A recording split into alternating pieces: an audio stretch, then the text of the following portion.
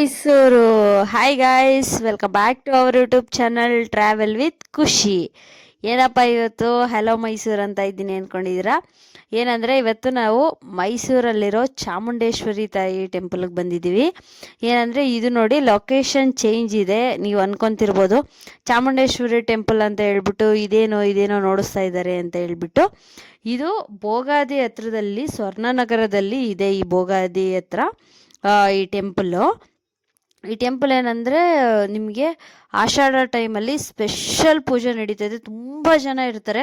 ನಿಮಗೆ ನಾರ್ಮಲಾಗಾದರೆ ಅಲ್ಲಿ ಇವಾಗ ಚಾಮುಂಡೇಶ್ವರಿ ಟೆಂಪಲ್ಗೆ ಹೋಗಬೇಕು ಅಂದರೆ ತುಂಬ ರಶ್ ಇದೆ. ಆ್ಯಂಡ್ ಆಲ್ಸೋ ಈ ಸಲ ಏನಂದರೆ ಎಲ್ಲ ನಾರ್ಮಲ್ ದರ್ಶನ ಆಗಲಿ, ನಿಮಗೆ 2000 ಟಿಕೆಟ್ ತೊಗೊಂಡೋದ್ರು ಆಗಲಿ, ಅಲ್ಲಿ ಸ್ಪೆಷಲಿಟೀಸು ತುಂಬ ಕಡಿಮೆ ಇದೆ. ಈ ಸಲ ದೇವ್ರನ್ನೂ ನೋಡೋಕ್ಕೆ ಬಿಡ್ತಾ ಇಲ್ಲ.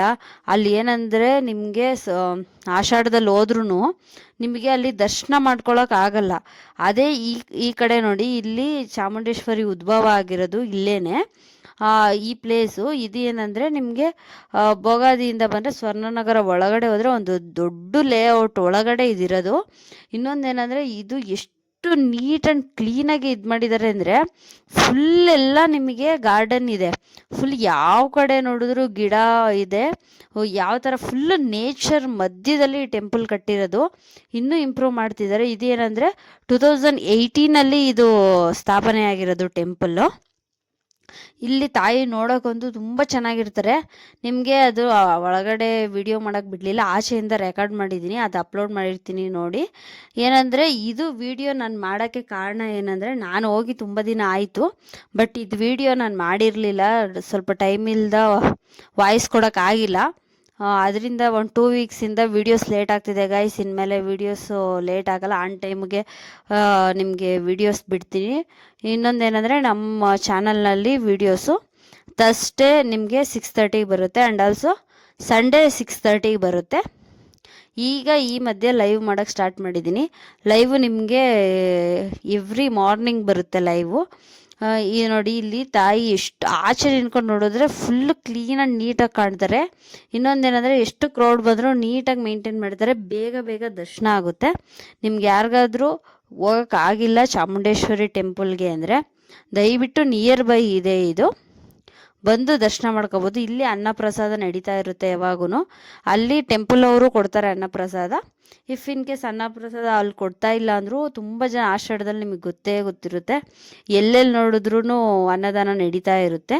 ಇಲ್ಲಿ ಏನಂದರೆ ಅನ್ನದಾನ ನಿಮಗೆ ಬೇರೆಯವರಾದರೂ ಮನೆಯಿಂದ ಮಾಡ್ಕೊಬಂದು ಕೊಡ್ತಾ ಇರ್ತಾರೆ, ಇಲ್ಲಾಂದರೆ ಟೆಂಪಲ್ ಕಡೆಯಿಂದ ನಿಮಗಿರುತ್ತೆ.